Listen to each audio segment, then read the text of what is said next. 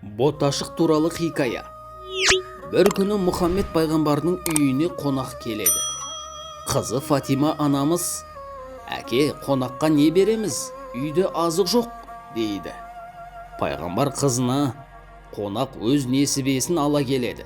Ниетің түзу болса, Алла жар болады. Қазанға тас салып қайната бер», дейді. Қызы солай жасайды. Сәлден соң қазанды қараса, тастар сары қызғылт түсті тағамға айналыпты. Оны дастарханға әкеліп қояды.